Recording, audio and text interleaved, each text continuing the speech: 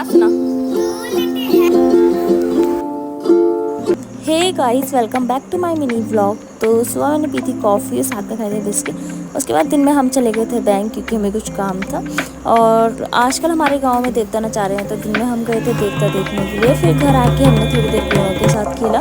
फिर शाम को मैं चले गई थी चाची के घर, वहाँ हमने छोटे बच्चों के साथ खेला। फिर हमने खाया था पफ कॉर्न और मैंने बनाई थी कोल्ड कॉफ़ी।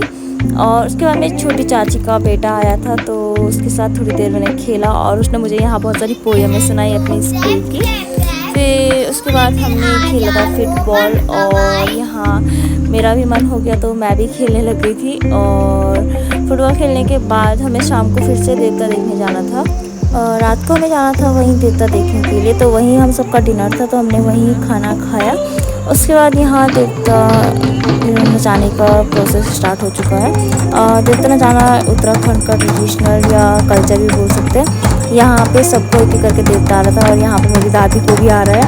और उसके बाद यहाँ प्रिंस हमारा अलग ही एंटरटेनमेंट कर रहा था, वो हमें अलग अलग डायलॉग सुना रहा था, जिसे सुनकर हमें बहुत ही मज़ा आ रहा था और हंसी आ रही थी। उसके बाद हम सब अपने अपने घर चले गए। ये प्रोसेस कम से कम 12-1 बजे तक ख़त्म हो गई थी।